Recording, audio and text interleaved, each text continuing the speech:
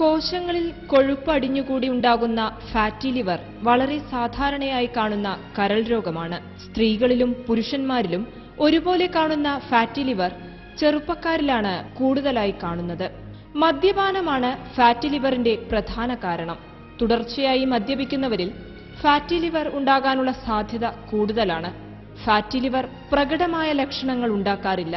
ചികിത്സയ്ക്കൊപ്പം കൃത്യമായ വ്യായാമം, ജീവിതശൈലി ക്രമപ്പെടുത്തൽ തുടങ്ങിയ മാർഗങ്ങളിലൂടെ ഫാറ്റി ലിവർ നിയന്ത്രണ വിധേയമാക്കാം.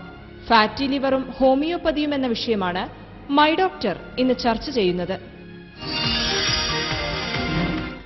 നമസ്കാരം, മൈ ഡോക്ടറിലേക്ക് സ്വാഗതം. ഫാറ്റി ലിവറും ഹോമിയോ ചികിത്സയും എന്ന വിഷയമാണ് മൈ ഡോക്ടർ ഇന്ന് ചർച്ച ചെയ്യുന്നത്.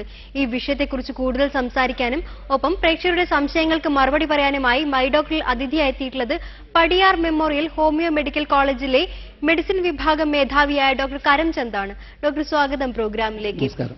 ഇത് ഒരു ഗുരുതരമായ കരൾ രോഗമാണ്. യഥാർത്ഥത്തിൽ എങ്ങനെയാണ് ഹോമിയോപ്പതി ഫാറ്റി ലിവറിനെ നിർവചിച്ചിട്ടുള്ളത്? ഇത് ഗുരുതരമായ കരൾ രോഗമല്ല ആദ്യഘട്ടത്തിൽ.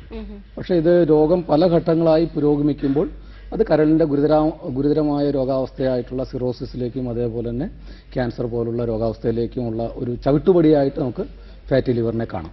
എന്താണ് ഫാറ്റി ലിവർ? ഫാറ്റി ലിവർ നമ്മൾ ഒറ്റ വാക്കിൽ പറയുകയാണെങ്കിൽ കരളിൽ കൊഴുപ്പടിയുന്ന രോഗമെന്ന് നമുക്ക് പറയാം.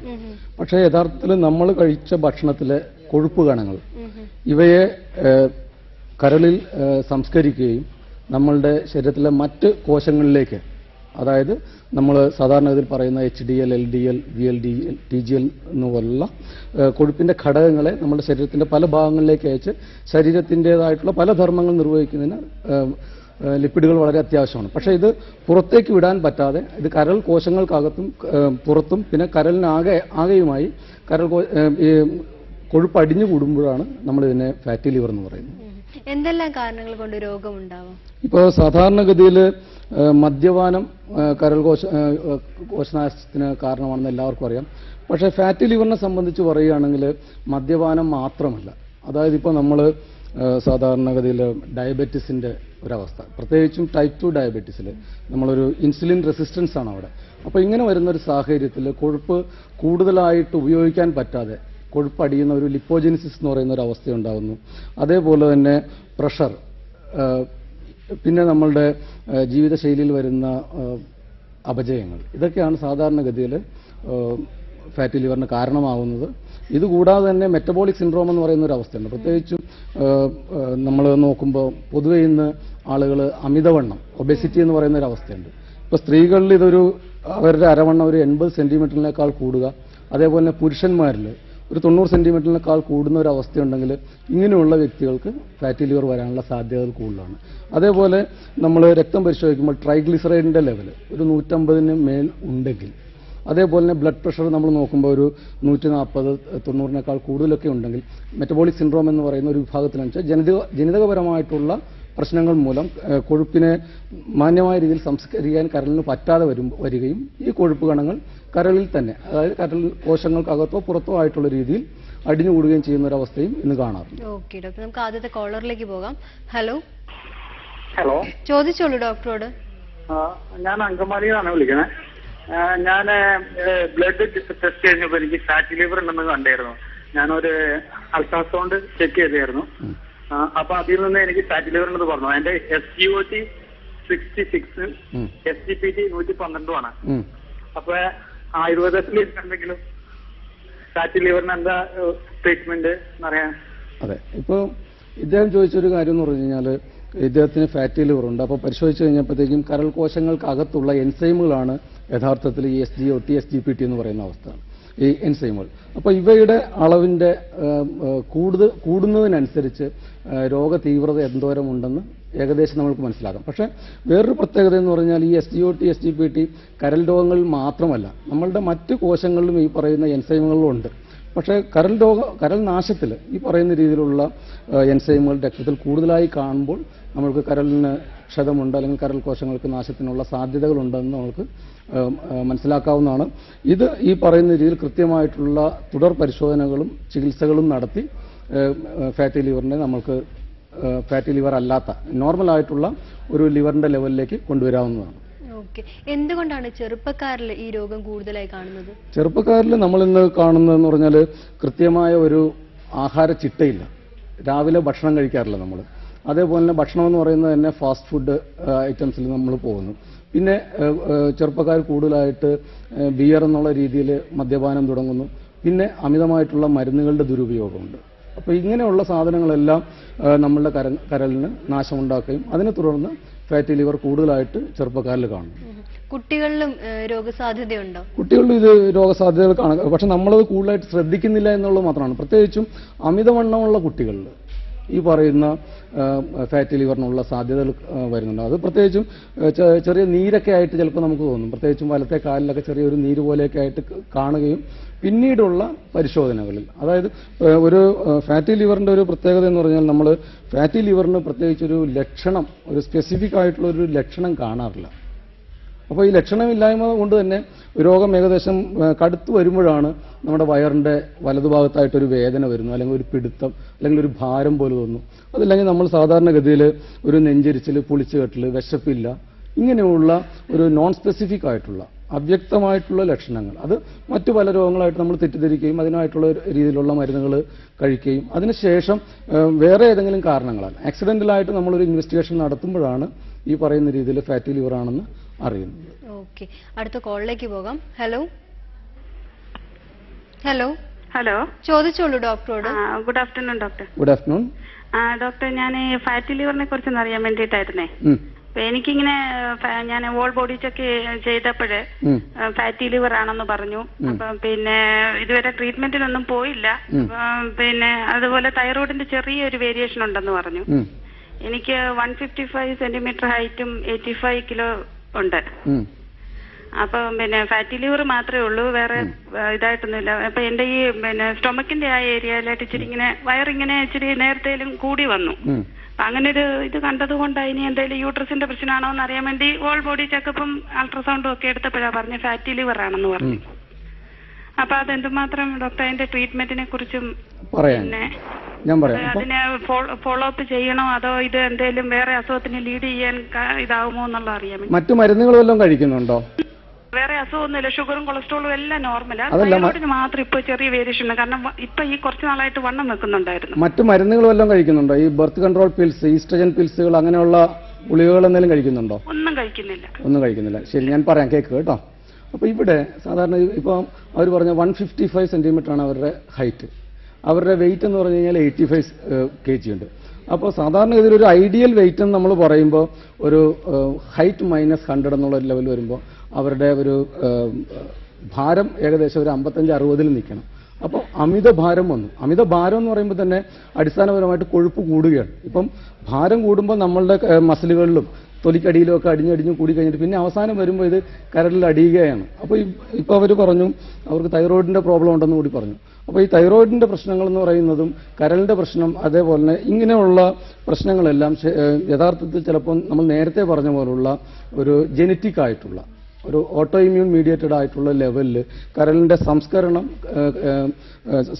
കൊഴുപ്പിന്റെ സംസ്കരണം കരളിൽ നല്ല രീതിയിൽ നടത്താൻ പറ്റാതെ വരുമ്പോഴാണ് ഈ പറയുന്ന രീതിയിൽ ഫാറ്റി ലിവർ ഉണ്ടാകുന്നത്. അപ്പോൾ നിങ്ങൾ ചെയ്യേണ്ട ഒരു കാര്യം എന്ന് പറഞ്ഞാൽ നമ്മൾ oily, spicy, fatty, acidic food ആദ്യം അവോയ്ഡ് ചെയ്യുക. അതേപോലെ തന്നെ പഴങ്ങൾ കഴിക്കുകയാണെങ്കിൽ കൂടുതലായിട്ട് മധുരമുള്ള പഴങ്ങൾ അല്ലെങ്കിൽ കൂടുതൽ പഴുത്ത പഴങ്ങൾ കഴിക്കാൻ പാടില്ല. ഇപ്പോൾ നമ്മൾ ഫാറ്റി ലിവർ എന്ന് പറയുമ്പോൾ മദ്യം എന്നുള്ള രീതിയിൽ നമ്മൾ ഒരു പ്രിജുഡ്യൂസ് കൺസെപ്റ്റ് ഉണ്ടെങ്കിൽ തന്നെയും നമ്മൾ കൂടുതൽ പഴുത്ത പഴങ്ങളിൽ ഫ്രക്ടോസ് കൂടുതലുണ്ട്. അപ്പം ഈ ഫ്രക്ടോസ് നല്ല രീതിയിൽ മെറ്റബോളൈസ് ചെയ്യുന്നത് കരളിൽ മാത്രമാണ്. ഇപ്പം നമ്മൾ കഴിച്ച ഭക്ഷണത്തിൽ ഗ്ലൂക്കോസ് ഉണ്ടെങ്കിൽ അല്ലെങ്കിൽ ഷുഗർ ഉണ്ടെങ്കിൽ ഇത് മറ്റു കോശങ്ങളിൽ മെറ്റബോളൈസ് ചെയ്യുമെങ്കിലും ഈ ഫ്രക്ടോസ് കരളിൽ മാത്രമാണ് ഇത് മെറ്റബോളൈസ് ചെയ്യുന്നത്. അപ്പോൾ നമ്മൾ കൂടുതൽ പഴുത്ത പഴങ്ങൾ കഴിച്ചു കഴിഞ്ഞാൽ ഈ പറയുന്ന രീതിയിൽ ഫ്രക്ടോസിന്റെ കണ്ടന്റ് നമ്മുടെ ബോഡിയിൽ കൂടുകയും അത് ഈ ഫ്രക്ടോസ് ഇമ്മീഡിയറ്റ്ലി ട്രൈഗ്ലിസറൈഡുകളും കൊഴുപ്പിന്റെ മറ്റ് കണങ്ങളുമായിട്ട് മാറുകയും ചെയ്യും. അപ്പം കൂടുതൽ പഴുക്കാത്ത പഴങ്ങൾ കഴിക്കുക, അതേപോലെ തന്നെ വെജിറ്റബിൾ സാലഡുകൾ കൂടുതൽ കഴിക്കുക. ഭക്ഷണത്തിൽ നമ്മൾ സവാള, അതേപോലെ തന്നെ വെളുത്തുള്ളി, ഇങ്ങനെയുള്ള ഭക്ഷണങ്ങൾ കൂടുതലായിട്ട് കഴിക്കുകയാണെങ്കിൽ ഈ പറയുന്ന ഫൈബർ കണ്ടന്റും കൂടും. വെളുത്തുള്ളിയിൽ അലൈനും അതേപോലെ തന്നെ സെറ്റൈൻ എന്ന് പറയുന്ന 2 എൻസൈമുകളുണ്ട്.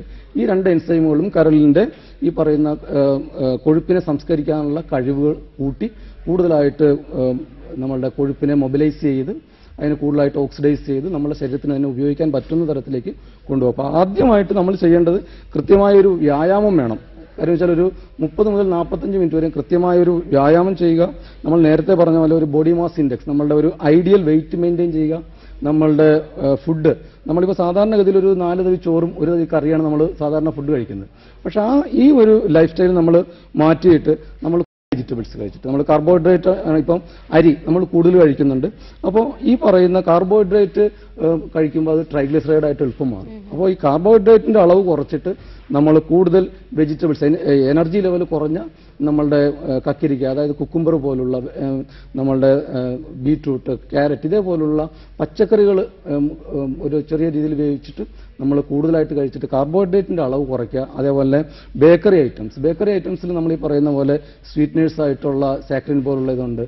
അതേപോലെ തന്നെ ടേസ്റ്റ് മേക്കേഴ്സ് ആയിട്ട് നമ്മൾ അജിനോമോട്ടോ നമ്മൾ പറയും, ഈ സോഡിയം മോണോസോഡിയം ഗ്ലൂട്ടാമേറ്റ് ആണ്. അപ്പോൾ ഇങ്ങനെയുള്ള സാധനങ്ങളെല്ലാം നമ്മളുടെ കരൾ കോശങ്ങൾക്ക് നാശമാണ്. അപ്പോൾ ഈ പറയുന്ന ഒരു ഫാസ്റ്റ് ഫുഡ്, അതേപോലെ ബേക്കറി ഐറ്റംസ്, സ്വീറ്റ് ഐറ്റംസ് നമ്മൾ ഡയറക്റ്റ് ആയിട്ട്, ഇപ്പം നമ്മൾ ബിരിയാണിയിലൊക്കെ നമ്മൾ വനസ്പതി ആണ് കൂടുതലായിട്ട് ചേർക്കുന്നത്. അപ്പോൾ നമ്മളുടെ ഒരു ഫാഷനായിട്ട് ആഴ്ചയിൽ പോയി ഏതെങ്കിലും കടയിൽ പോയി ബിരിയാണി വാങ്ങിച്ച് കഴിക്കുക എന്ന് പറയുന്നത്. അപ്പം ഇങ്ങനെയുള്ള എനർജി ലെവൽ കൂടുതലുള്ള, അതായത് ഗ്ലൈസീമിക് ഇൻഡെക്സ് കൂടുതലായിട്ടുള്ള, അതേപോലെ തന്നെ ഓയിൽ കണ്ടന്റ് കൂടുതലായിട്ടുള്ള ഭക്ഷണങ്ങൾ നമ്മൾ അവോയ്ഡ് ചെയ്തിട്ട് കാലറിക് വാല്യൂ കുറഞ്ഞ വെജിറ്റബിൾസ് കൂടുതൽ കഴിച്ചിട്ട് കാർബോഹൈഡ്രേറ്റ് കുറച്ച്, അങ്ങനെ ആ ഒരു രീതിയിൽ കൃത്യസമയങ്ങളിൽ ഭക്ഷണം കഴിക്കുകയും അതേപോലെ തന്നെ കൃത്യമായ ഒരു വ്യായാമം അത് ഒരു ശീലമാക്കി മാറ്റണം. നമ്മളിപ്പം ഒരു എന്തെങ്കിലും ബുദ്ധിമുട്ടുകളുണ്ടെന്ന് പറഞ്ഞാൽ ആ സമയത്ത് മാത്രം നമ്മൾ എക്സസൈസ് ചെയ്യും, പിന്നെ നമ്മൾ മടി പിടിക്കും. അപ്പം ഇത് മാറ്റിയിട്ട് ഒരു കൃത്യമായ ഒരു വ്യായാമം ഒരു ശീലമാക്കിക്കൊണ്ട് നമ്മളുടെ കഴിക്കുന്ന ഭക്ഷണം അതിൻ്റെ സമയമെല്ലാം കൃത്യമായിട്ട് പോവുകയാണെങ്കിൽ നിങ്ങളുടെ വെയിറ്റ് കുറയും. അതേപോലെ തൈറോയിഡിന്റെ ഹോർമോണിന്റെ സെൻസിറ്റിവിറ്റിയും ഇംപ്രൂവ് ചെയ്യാൻ പറ്റും.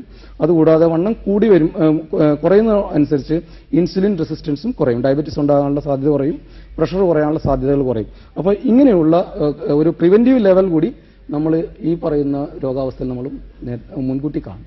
ഓക്കെ ഡോക്ടർ, അടുത്ത കോളിലേക്ക് പോകാം. ഹലോ ഹലോ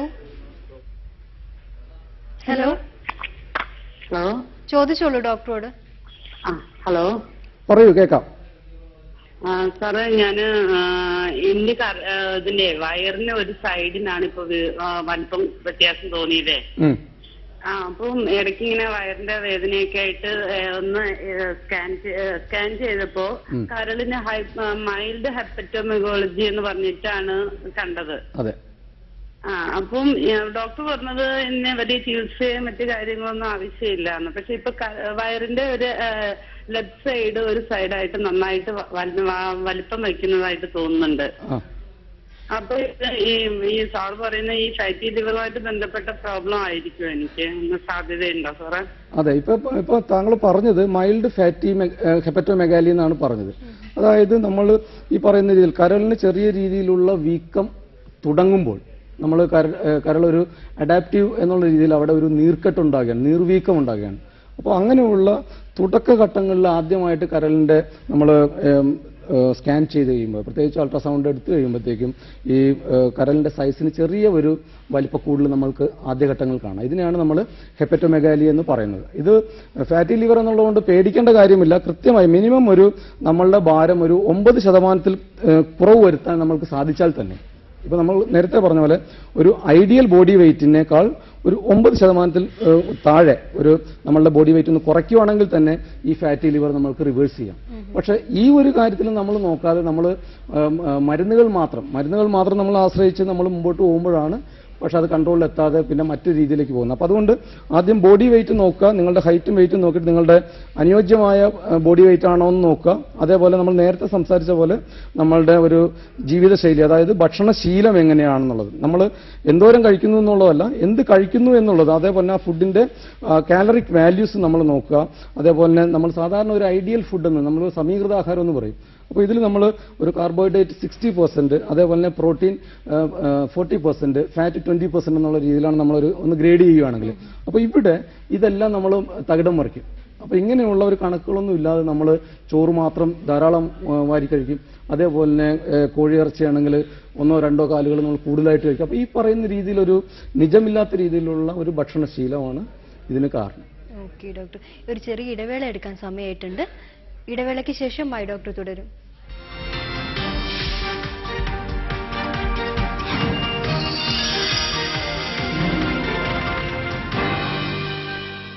ഡോക്ടർ തുടരുന്നു.